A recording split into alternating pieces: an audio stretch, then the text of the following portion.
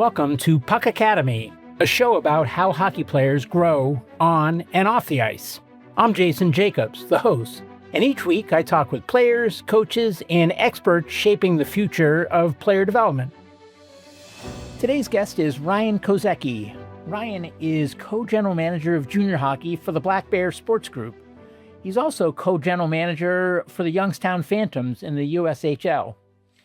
He, in addition, is the assistant general manager with the Maryland Black Bears, head coach for Fox Motors U16 AAA team. Prior to joining Black Bear Sports Group, Ryan spent 2 seasons as assistant coach with the Muskegon Lumberjacks of the USHL, where they won the regular season Eastern Conference Championship in his first season. We cover a lot in this episode, including Ryan's journey in the sport. We talk about his thoughts on how the landscape has changed and is changing, what he's seeing in his seats as general manager in different levels of juniors in terms of the rule changes and Canadian major juniors and how that's impacting stuff for him, for the club, and for players.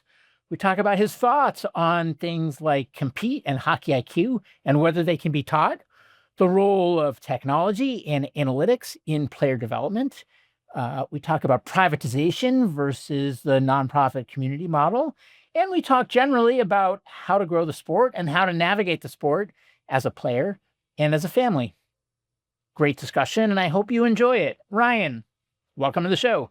Thanks for having me. Excited to be on. Excited to have you. Yeah, as I told you before we started recording, I haven't done a lot in Michigan hockey yet, and you're certainly well placed in Michigan hockey, with the multiple junior teams you're involved with and TPH, and I saw some iceberg analytics in your past, and then of course coaching at the youth level with Fox Motors. So I can't think of many better people to talk with to learn more about what's happening in Michigan hockey. So appreciate you making the time. Yeah, thanks for having me. Super excited. Well, for starters, Ryan, maybe just give an overview of kind of what your portfolio looks like in the hockey world today. So I am the co-GM of the Youngstown Phantoms of the USHL, and then I am the AGM of the Maryland Black Bears of the North American League, and then I also help out with our NCDC team in the NCDC, Mercer Chiefs. And then I coach Fox Motors U16 out in Grand Rapids, Michigan. So it's all the same ownership under those 3 junior teams. And so it's all kind of one umbrella and help out with all 3 of those teams. And then I coach at Fox and do most of my scouting when I'm on the road with my U16 team. So it helps out, kind of kills 2 birds with 1 stone. At all the big showcases and tournaments and everything like that, it's pretty easy for me just to do all my scouting for those teams. Does Hockey Dad count as part of your hockey portfolio as well? Yeah, so I have a U13 2012 who also plays at Fox Motors, and I help out with his team. I don't make too many of his games due to my job, but at the end of the day, I probably make like 30% of his games and almost all the practices. So it's a lot of fun, and it's funny. All the parents I deal with, and throughout the years, everyone wants their kid to get to the USHL or juniors, and I want my kid to stay in squirts forever. He's only got 4 to 6 years left of youth hockey, and I want it to slow down and stay here forever and just enjoy the ride. Talk a bit about your history in the sport. So Michigan born and raised? No, actually, I grew up in Syracuse, New York. Played for the Syracuse Stars growing up, and then I attended my sophomore year. I left for South Kent Prep School in Connecticut, and played there for 3 years, and then was actually supposed to go play at UConn when they were still D3, and got an offer to play juniors in the North American League, and played for the Sioux Indians in the North American League for 3 years. And then decided to hang him up after college, and actually got into the restaurant industry for a few years, and would help out coaching here and there.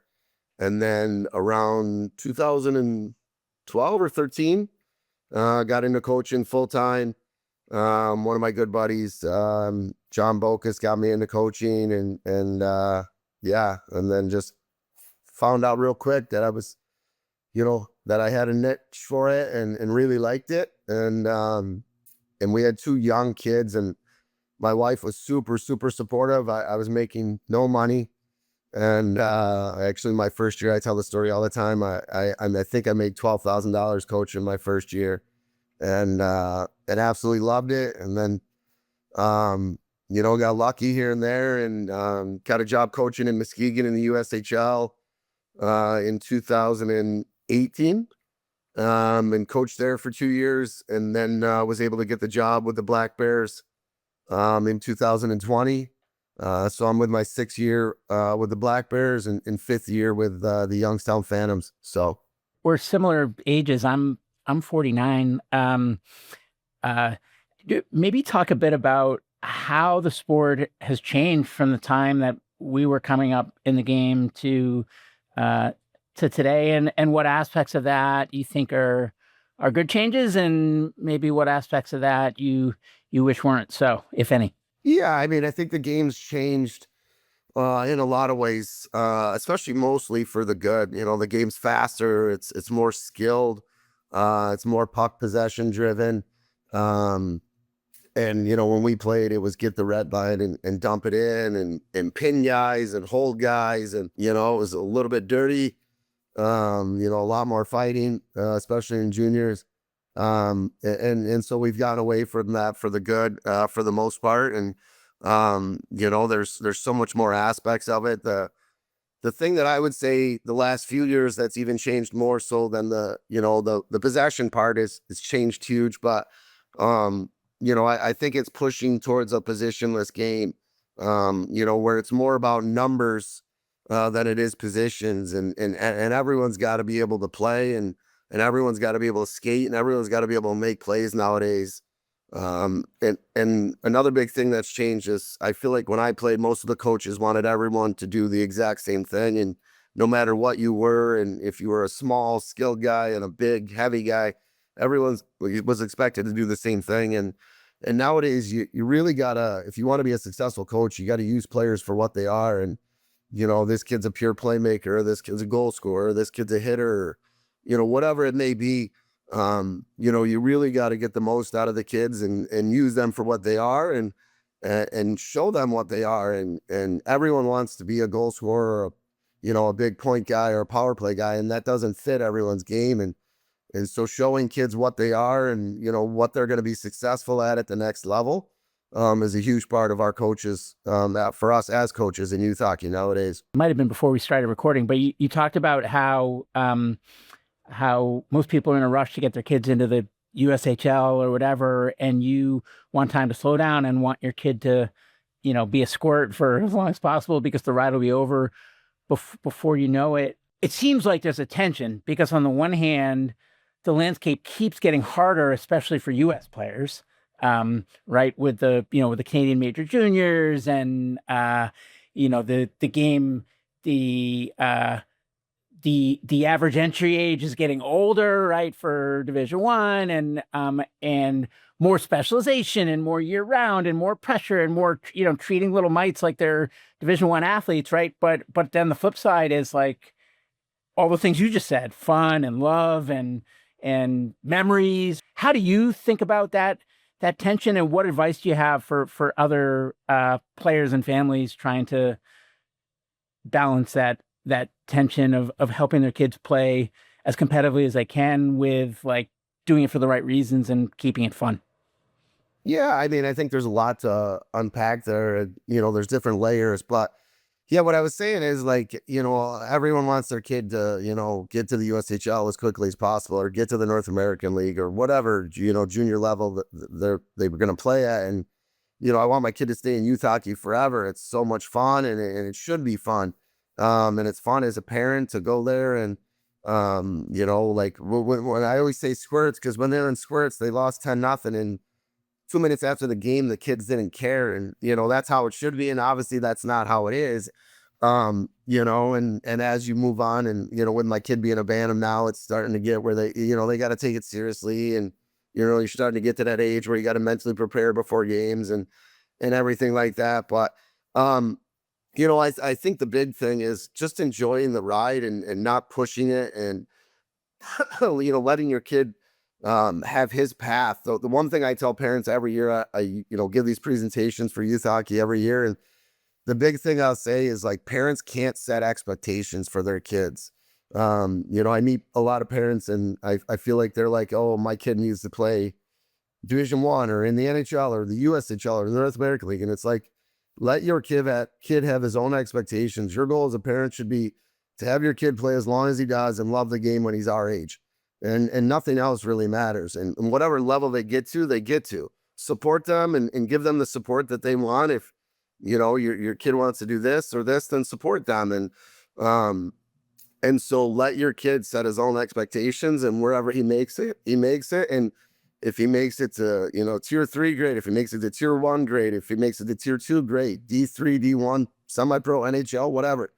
Just support them and let their expectations be their expectations.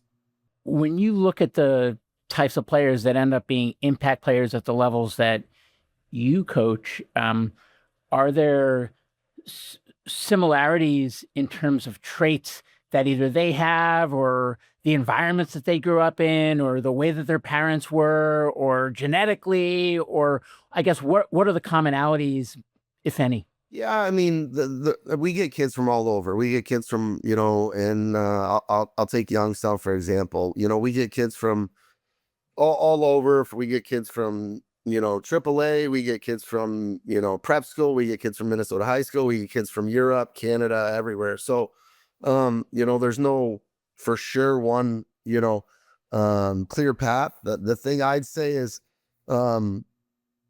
playing against the best competition, in my opinion, is the way kids get better without being out of your league, right? Like, if you're a middle tier 2 kid, you shouldn't be playing tier 1 or so on and so forth. But the kids get better, in my opinion, by playing against the best competition. And so that's something that I, strive for my son, is to play against the best competition, and you reenact that, and you see this kid who's amazing at 13, and you steal his ideas, and then they become your own, and then you slowly get better. But as for common traits, that you have to be competitive. You have to hate to lose, more than you enjoy winning. You have to enjoy the process nowadays. When we played, kids could just show up and play, and that's tough to do nowadays. You got to enjoy the whole process. And as you get older, and this is for the older kids, you have to enjoy the weight room. You have to enjoy video. You have to enjoy shooting pucks. You have to enjoy getting coached hard. If you don't like getting coached hard, you'll never make it. And that's how, those coaches that hold those kids accountable and, break their habits, even though they might score 3 goals in a game. And, well, you did everything wrong on this one goal. You should have passed the puck 5 times or whatever. And those kids that enjoy that coaching, and getting held accountable, and are the ones that are going to make it. So the big common trait, I always talk about is competitiveness and IQ. Those are the 2 big traits that I see for kids that move on and have success at the different levels. Is those 2 things, are always at the top for me.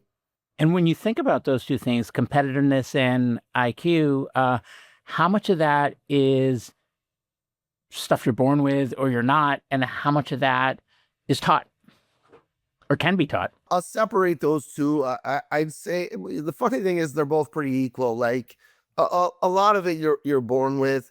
Let's take competitiveness for the start. Like, a lot of it you're born with, but at the same token, there's kids that get better at it, and obviously you like the kid that you got to walk back, that like hates losing so bad that you got to walk him back when he's younger, and stuff like that. There's some kids that they'll never get it, and and they struggle a little bit, but it can definitely be helped. And you'll see kids as they get older too will get a little, all of a sudden that kid wasn't very competitive, and then he gets more competitive. It's just like hitting, or when we were playing, fighting, like, like all of a sudden you get a whiff of it, and this kid's like, oh, okay, I love it. And And so you can definitely help it, and you can teach it a little bit, but you're generally born with it. And then IQ, um, a lot of it is being born.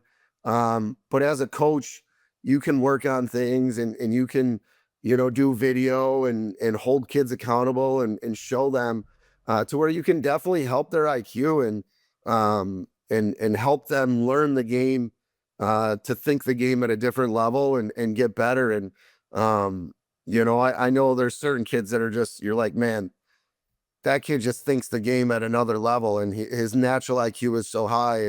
And so I also think one of the things we make big mistakes of is we brand kids as not high IQ hockey players. And kids can improve, and even I've seen numerous kids improve their hockey IQ at the USHL level. And so you're like, oh, that kid doesn't think it very well. And then by the end of the year, you're like, man, that kid's a heck of a player. And so all it means is that coach did what he was supposed to do, and helped that kid and taught that kid, and the kid bought in, and was willing to learn. And so, yeah, you can definitely help it. I mean, a big part of it is what you're born with, but you can definitely help those two things throughout their kids' careers. What have you seen work particularly well in terms of the help that you can control? How do you teach it? Yeah, I mean, for me, like as you alluded to earlier, I got my start in my career, or early on with Iceberg, and then I used to work for TPH Hockey Academy too back in the day. And um, I'm the biggest believer that there's no better teaching tool than video. You can yell at a kid, and tell a kid till you're blue in the face that he should have been here, or his stick should have been here, or his feet should have been facing this way. And when you show them on video, I think that's really the light bulb moment. And a big thing that I do, I learned a few years ago. I can't remember who taught me it, but I don't tell the kids what they should have done when we're doing video sessions. I ask them what they should have done, should have did. And so I think that's a big, big teaching tool when you're doing individual and team video with kids. Is to ask them, hey, what should you have done here? And okay, my feet should have been facing this way. My stick should have been here. I should have shoulder checked. And so I think that helps the kids learn it themselves, as opposed to you just telling them and them just saying yes, yes, yes. So that's the big thing that I do is video, video, video. And then letting them answer the questions for their mistakes, or what they did good.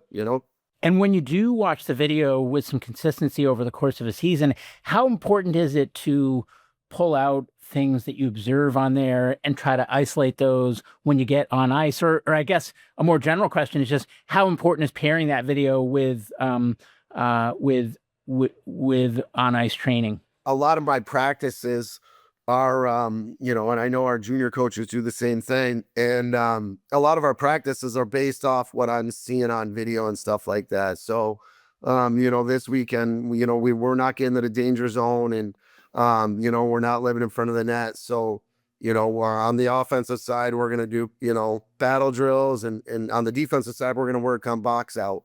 And then the next week, we were terrible on the wall in the offensive zone. So we're going to work on wall play in the offensive zone.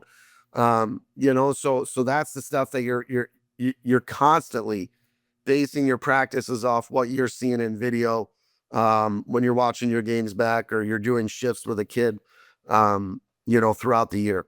I've seen that this craft of, call it high-end player development, has emerged, where there's these coaches that work with individual players. I mean, tends to be at a higher level, juniors and Division I and pro. I mean, one, because those are the people serious enough to justify it, and then two, or serious enough, but also it's expensive, right? And takes a lot of time from these coaches. But I guess my question is, what do you think about the proliferation of these coaches, and what role should they play versus the, what happens in a team, if any? Yeah, I mean, I think it's a multi-layer question. The skill coaches are great. They work on things that a lot of coaches don't have time to work on in practices, and or the days. A lot of youth hockey teams are practicing 2 days a week, 2.5 days a week, sometimes three with my 16s as you get older. And so you might not have the time to work on, Johnny needs to work on shoulder checking or scanning or, whatever it may be. And so those skill coaches or one-timers and the skill coaches can work on those things. A good skill coach, just like a good video coach would always say, hey, whatever your coach said is what's most important. If I'm telling you something different than what your coach said, your coach overrides it there. And so those are the things that a good skills coach can do and can really help a kid and, can work on, things that a kid couldn't do in his practices and stuff like that. And so, it's weird. The one thing I'll say, I'll kind of go down, I take a left turn here is, as someone who used to work at TPH, we do all these skill drills and everything like that. And the one thing that I think we all struggle with, and I'd love to meet a skills coach that doesn't, and I'd love to steal ideas from him, is 95% of the game is played without the puck. And all the skill drills we do are almost all with the puck, right? Which you still got to be skilled with the puck. You got to be able to pass. You got to be able to shoot. You got to be able to see it. It is one thing that maybe is the next thing is, doing skill drills without the puck and doing lots of skill drills without the puck since, 95% of the game is played without the puck. Have you ever messed around with an app called Duolingo? No, I've heard of it though. It's language learning, and it essentially it kind of breaks it down into like snackable components where you can just get in your free time, and it kind of gamifies it and makes it fun. But one of the things I've been wondering about is whether you could teach IQ and maybe, to your point, like positioning without the puck, breakout timing, like scanning, like just, all the, like it feels to me, and you're way deeper in it than me, which is why I am talking to people like you on the show.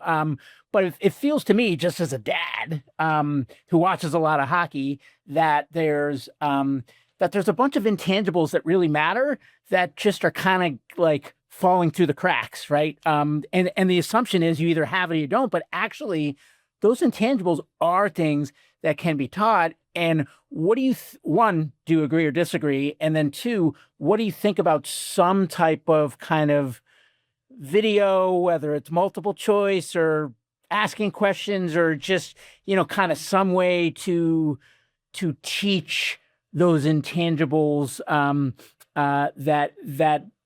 that matter and can be taught, but aren't getting taught today? Yeah, I mean, I think that's a great thing. And I think, yeah, I mean, even something like, to your idea, like a kid is watching shifts by himself and something pops up and says, these are your 4 chances on the play you just made. What should you have done? And he clicks it and he's wrong. And then he learns and then clicks it again. And then he's right and stuff like that. So yeah, I mean, I think that's and maybe that's the next thing is, coaches teaching that, and that video that teaches it without a coach. I think that's an outstanding idea. Like you just reminded me of something I did this summer. So I probably did, 3 or 4 private lessons with my son this summer. And one of the things I did is, he's a lefty and I would have him come up the wall. He'd get a puck. And then he was working on zone entries. But what I was doing is trying to make him teach to scan on zone entries. So as he was coming up the left side, the clock in our rink is back behind him across the rink on the right. And as he was skating full speed, he'd have to look and yell what time it was off the clock. And so he'd look back, 1:59, make the entry, get a pass back and go in and shoot. And then every time he, scan 2 o'clock. And so, yeah, I mean, those are some of the things that I work on, that I think matters and can help a kid and, how to improve hockey IQ. And that's your job as a coach, is to improve those things, that a kid needs improvement on. I'm switching gears a bit, but one of the narratives I've heard consistently is that hockey is a late maturing game where the increased age and strength and size and speed and maturity and whatever, like with hockey, it makes sense that, that they're 21-year-old freshmen, for example. But I've heard you talk on other shows about how you like young teams where you're getting in really talented players early, and even if you are losing games that could be winnable in the regular season, you are really focused on development and the long game with those teams. I'd love to just hear more about uh, how you think about that kind of prevailing narrative of older, and then how you think about these young teams that you've been fielding. I'd say that's, well, three different things. Well, one, on, we want the best player for us, right? And so sometimes it's a young kid, sometimes it's an older kid. Um, and so, a lot of teams just go, older, and because that kid's bigger, stronger at the beginning of the year, and he's going to make less mistakes. We want the best player. And so, our goal is to take the best player. And sometimes you got to live with his warts in the beginning of the year. And then the second half of the year, that kid's going to pass the older kid. And sometimes the older kid is just a late developer. And so the older kid is going to be amazing by the second year. A great person on that is playing at Wisconsin now, Adam Patilla, who played for us. He joined us his 20-year-old year, turning 21. He had never played in the USHL. He had never scored more than 20 goals. He came to us. He worked with our skills coach throughout the year in the mornings, and then with our head coach on everything else. And I believe he scored 22 goals for us that year and got a scholarship, and now he's playing at Wisconsin in the Big Ten, and he's having a ton of success. So also to the age thing is, like for college, with it being so good now, even before, you needed to go when you were over ready. You can always leave college early and signing the NHL, but if you go too early, you can ruin your whole career. And so that's kids nowadays, they want to rush everything. Like I talked about with my son staying in youth forever. Like, you have a long runway with juniors. It's the only sport that has juniors is hockey. And so use that whole runway to give you the best, chance to play as long as you can. That should be the goal, no matter the level you play, is to play as long as you can. So when you're over ready, then go into college and dominate. But a lot of kids are, is really want to go fast and get to college. And sometimes it works and sometimes it doesn't. And you just got to be careful there. Now, with hockey being a late development sport, that's a whole nother thing. And what I would say to that is, that's what makes hockey great, is the best player at 10 isn't always the best player at 13. And the best player at 13 isn't always the best player at 16 and 19 and so on. In other sports, in football and basketball and baseball, usually the best player at 13 is still the best player at 16 and 19. And listen, at hockey, sometimes, you see kids that tear up the brick and then they're in the NHL, but then you also see kids that tear up the brick and don't even make juniors. And then you see kids that you never heard of, and and they were nobodies and played tier 2, and then they made tier 1 at 16s and then played 2 years at U18, and then they made division 1. And so that's why hockey is great. And just follow your path, and whatever your path is, do it, love the game, work hard, and have fun coming to the rink every day. That touched on something that was on my mind, because you hear people say like, oh, like the outliers, they had something special from the earliest age, but then you also hear what you just said: the best player at 10 isn't the best player at 12, isn't the best player at 16, isn't the best player, right? And then kind of along a similar path, you have these teams that field these development teams when the kids are little, like too young to know, right? And then in order for a new kid to move on to that team, they need to be like better enough to essentially fire a family, whereas the kids staying on the team just need to blend in, essentially, right? And then everything kind of goes together. Like the club coaches are then often like involved with the with the prepper juniors teams, and so on the one hand, follow your own path and tune out the noise, but on the other, it seems like the track kind of matters. And I know, I wrestle with that, because the follow your own path thing makes so much sense and is rational, but then you look at just how incestuous it all is, and then it makes you feel sometimes like if the kid isn't playing in a certain spot, then then he's not going to get looks. And if he doesn't get looks, then he's not going to get opportunities. And so I guess what advice do you have for people trying to sort through that noise? Yeah, I mean, it's tough because, I mean, I think I read something that, USA Hockey says, a perfect team should win 50% of their games and lose 50% of the games. But in the society we live in now, everyone wants to win every game, right? And so it's tough, and and you want that balance and everything. And I would just say, like, play where your kid is going to get great coaching. He's going to be held accountable by a good coach. um he's going to play. He's going to have success, but he's also going to play against the best competition that suits him. Whether it's tier 2, tier 1, house league, whatever. Play where it's the best for him, where he's gonna have success, but he's gonna get pushed, and he's gonna have to make decisions, and he's gonna get great coaching. And so wherever that is for your kid is where your kid should play. Heard someone else on another episode talked about how hockey is one of the only sports where at the earliest ages you collect all the best kids and then fly them around the country to play all the other best kids, and that other sports like football doesn't work that way at all, and it turns out just fine. Do you agree that hockey is one of the only sports that is that way, and do you think that's a good thing? Yeah, I mean, like, I know baseball does that. I think lacrosse a little bit. I mean, it's tough because everything's a balance for me. Like, if you're playing teams, that you're beating 10-0 or losing 10-0, that's not development, or good development, I should say. And if you're scoring 5 goals a game, that's not good development. And if you're not touching the puck, that's not good development. And so it's that balancing act of, like, listen, maybe you want to go play a spring tournament, for fun. But or maybe you want to go because it's great competition. So, if you can afford it, and you want to do it, and it's not going to put your family out, there's no problems with it.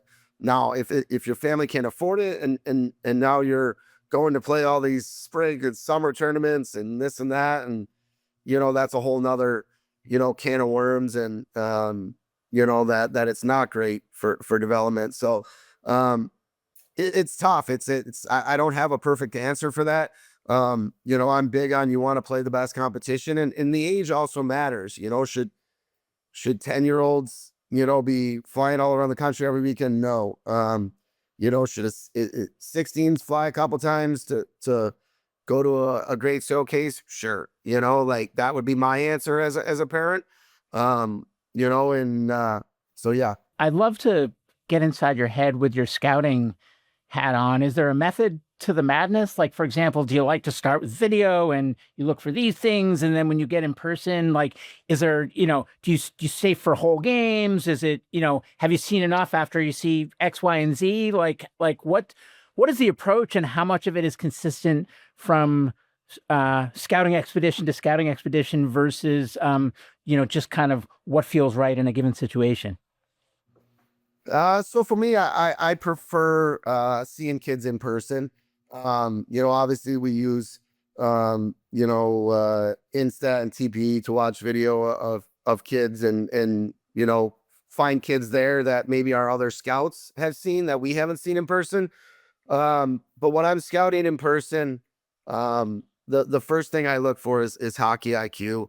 I've said this before on other podcasts, and how well do you think the game? Do you make your teammates better? Do you make the right play? A big thing for me is, can you make plays when you don't have time and space? And then compete. I said it earlier in the podcast. Those are the two big things for me. You got to be able to compete. And then third would be skill, and then fourth would be skating. So your skating can't be so bad that you're out of the play, and you're missing plays and can't make plays because your skating's so weak, or you're going to hit someone and the puck's already gone. But those would be the four things that I look for, when I'm scouting. My partner Jason Deskins, the co-GM in Youngstown, who's amazing. It's the hardest worker I've ever been around. He loves video. He's an animal. He's the hardest work I've ever seen. He does tons of in-scout, but he will he finds tons of guys on video. And I can watch video and break down and see a kid, but I prefer in person and seeing them at the rink. So for drafting purposes, I like to see them, as many times as I possibly can, to make sure I'm sure about a kid. And then after that, after we decide if we like a kid, we'll vet it out and make sure the kid's a good kid. We'll make sure he's a good fit for us. And then that's how we build our draft board. And how do you think about stuff that you don't see with your eyes, stuff like size, weight, points, or any other metrics that matter? Size and weight, they definitely matter, but it's not the end all be all. It was a little bit, bigger when we played and stuff like that, but it's not, as, even in the NHL, they've gotten away from it a little bit, and they'll occasionally, take smaller players. I know now everyone wants big defensemen because this last Stanley Cup couple teams were huge. But at the end of the day, I want the best player. You have to have elite talents to play, tier 2 and tier 1 juniors. And so, what do you do elite? Are you an elite passer? Are you an elite skater? Are you an elite thinker? Are you an elite goal scorer? And so if I think your game is going to translate to our level, I don't care about your size. Obviously, the bigger you are, it helps. But at the end of the day, it's just like goalies. Our goalie, our backup goalie in Maryland is 5'4", and he's playing in the North American League, and he's got like a 910 or something like that save percentage. And when you look at the games, it looks like someone dropped off their little brother, and put him in net. And the kid's smarter than everybody. He competes harder than everybody, and he's great at goaltending. So who cares that he's 5'4"? Like, why do you care? He can play the game. So, that's how we are. And listen, we also have 7 kids that are over 6 foot tall on Maryland, or 6'2", or whatever it is. You just want the best player nowadays. And I'm not going to not take a kid because of his size, as long as I know his game's going to translate to whatever level I'm scouting for it. Not exact numbers, but just ballpark.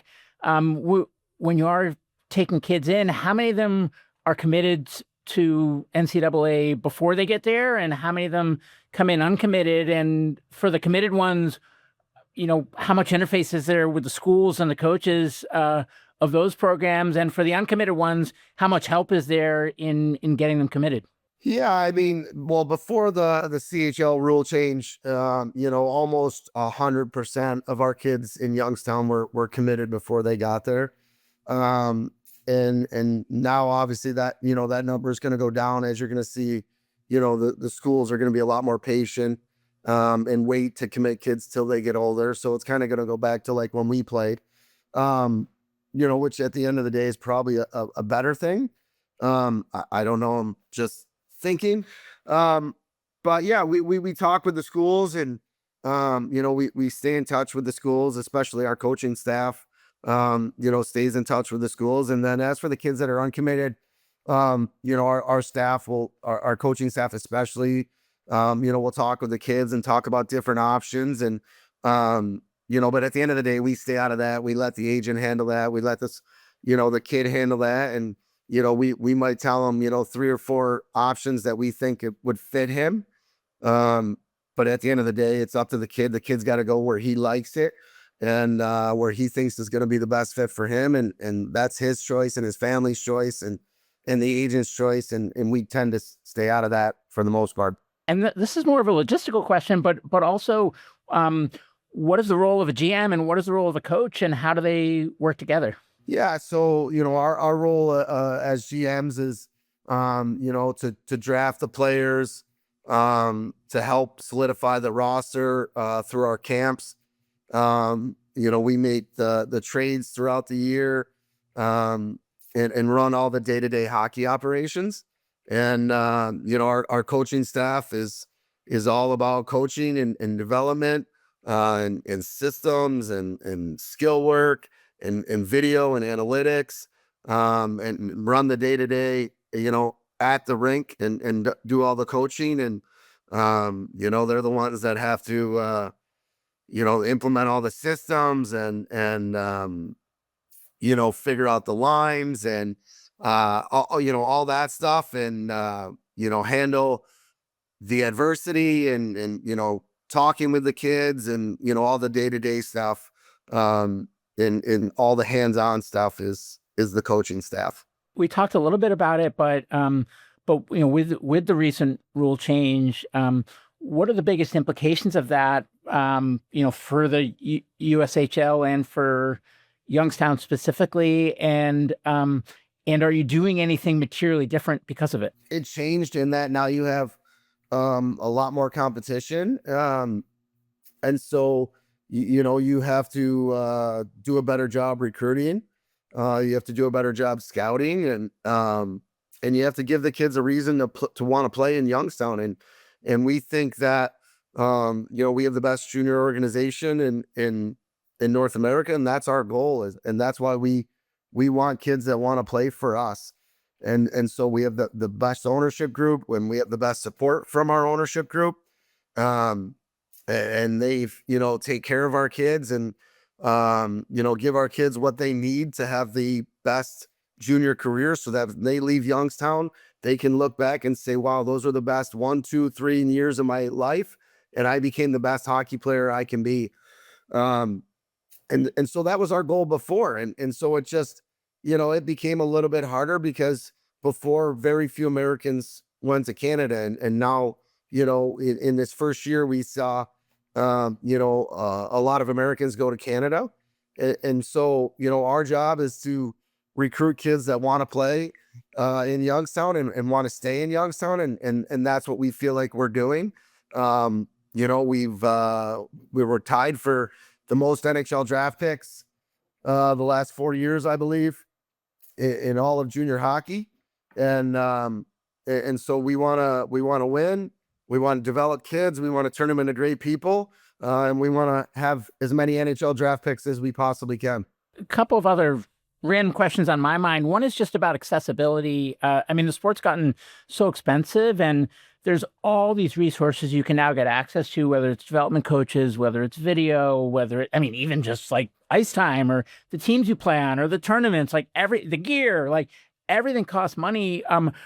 Are you finding that if you look at the kids that are ending up breaking through and playing the game at the highest levels, do they tend to have access to all the best resources from the earliest ages, or can you get there without? I've never noticed any of that. I do know, even as a parent, that hockey is expensive. And I also, it's, $350 for a top of the line stick now.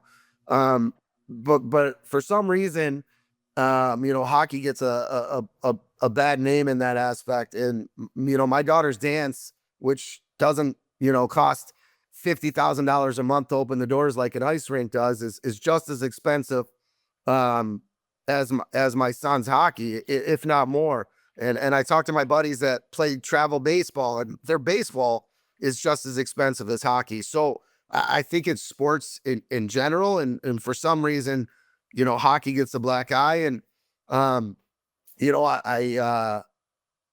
we've had kids, at Fox and, in the junior programs that, have made it from all different, financial levels. But yeah, I do know how expensive and how ridiculous, it's gotten. And, hopefully, someday there can be ways to help that. I don't see it. Like, it's expensive to own a hockey rink, to run a hockey rink, and with travel, when you add in the travel and everything like that, it's an expensive sport. So, that's the one separation I feel that basketball and football have on the other sports is, it's but you even hear about AAU traveling around the country in basketball and stuff like that. So I feel like it's all the sports. So, and then you add in the equipment, and the equipment's probably the most expensive out of all of it. Here in New England, with the club model is pervasive, and I know that town hockey has suffered a lot because of it. If you look at Minnesota as a contrast, right? I mean, everyone wants to play for their local high school, and you have all the young kids kind of growing up in the same system, like dreaming of one day wearing that jersey on the varsity sheet. So a lot more kind of community oriented. Where are you seeing that the best players are coming from? And also, do you have a point of view in terms of, as you think about growing the game for everybody, what the best way to do that is? Yeah, I mean, the thing I'd say about Minnesota, and like everyone, all you see online every day is how great Minnesota is and how great Minnesota is. And the thing I'd say is, it's kind of a big circle in Minnesota, is like Minnesota has by far the most hockey players, right? In the country. Like I remember, I think I saw something online a couple years ago. Minnesota had 50,000 and Michigan had 20,000. Like that's 2.5 times more than Michigan. So it's the number one sport in Minnesota. So that helps it. And then the 95% of the rinks are city owned. So it's all funded by taxpayers. So the hockey's free or essentially free.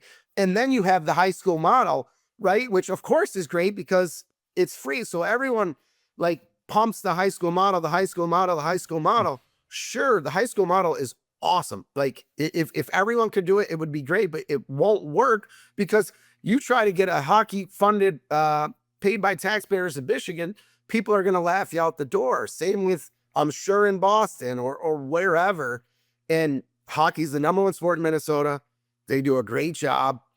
The high school model is great, but the city funded rinks, and some of these are like $50 million city funded rinks, so that's where I think the two big things that Minnesota has on everybody: the rinks are city funded, and it's the number one sport. Where I don't know about where you are, but hockey's definitely not the number one sport in Michigan. No, not here either. And there's no city funded rinks.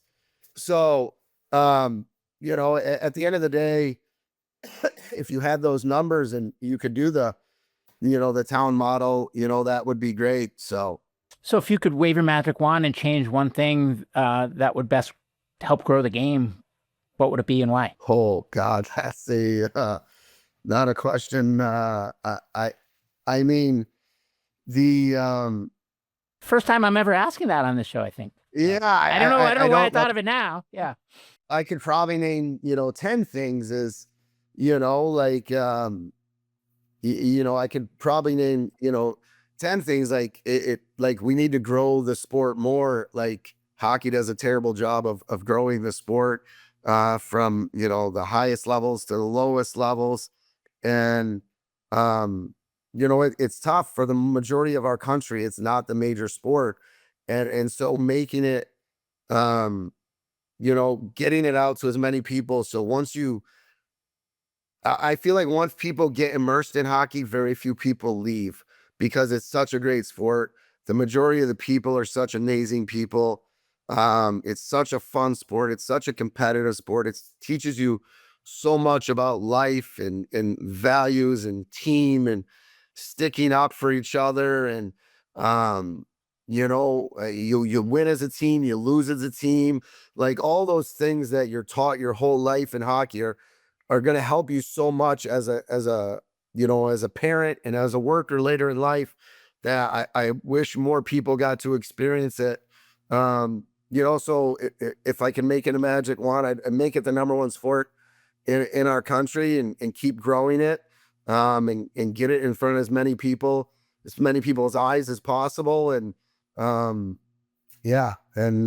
that's what I would do to make it. It's the best sport in the world. Last topic on my mind, and that's just a couple of trends that I'm just curious to get your thought on. One is just if you look at baseball and Billy Bean and Moneyball and this kind of really data driven approach to find maybe the people that that wouldn't be the obvious stars, but that can contribute meaningfully. Uh, what do you think about data and its role in the sport of hockey, and then directionally where that's heading or where you'd like it to head? Obviously, I used to sell, Iceberg, which has now become TPE Analytics. So I use it. I use it with all my teams. But I'm also one of those people that, like, I don't know, it's kind of like politics for me. Like, when I see people online being like, analytics has no place in hockey, I laugh in their face. And then the people that think they can pick a team based off of just analytics, I laugh at them too. And so, I'm somewhere in the middle. Like, um, it's a great thing for like, it's so hard to score in hockey nowadays. So, like, one of the things I use it for at the youth level is kids think they're not contributing. And you're like, look at all this stuff that you've been doing great, even though you're not scoring goals and having assists. You're doing all these little things great, and those things that I can show them on analytics.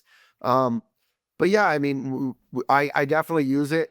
Obviously the eye test, for me is always going to be, number one. But then you use the analytics to back up what you're showing, and you can use it to show a kid where he's good and where he's bad and where he needs to get better. And kids can always improve in every area. And so, yeah, it's a great thing for me. Like, one thing that I think it's helped a ton is, at the U16 level, kids are always like, oh, I didn't play it all yesterday. And I'm like, really? Well, let's look at this. And, you played 13 minutes and the top kid played 15 minutes. So now let's see why you only played 2 less minutes, and show him his video and analytics where he's way down here compared to this kid who played 2 more minutes or 4 more minutes than him. And so that's where it's been a savior for me, like, is showing kids. Everyone always thinks they played way less than they did, and showing them their ice time, has been a big thing for me. So, yeah, I think it has a place. I don't know. I said it on another podcast. There'd be no other business in the world where people would be like, I don't want, more information for my business. And so, you just got to find out what analytics are important to your team, because based off of your team makeup, the analytics are going to be different, and what analytics aren't important, and then go through there. And also on top of that, like, the analytics, are like 95% accurate. So, figuring, where it's lacking a little bit, and where it's not, and going through there. So, but yeah, I use analytics. I use video every day. I use it, like I said earlier, for scouted, for pre-scouted, for post-game teaching, for individual teaching, for all the junior teams, everything. And relatively, I mean, if you look at Black Bear, for example, I mean, you guys have cameras in all the rinks, right? And so, between you guys and Live Barn and whoever, it's like now there's all this footage, right?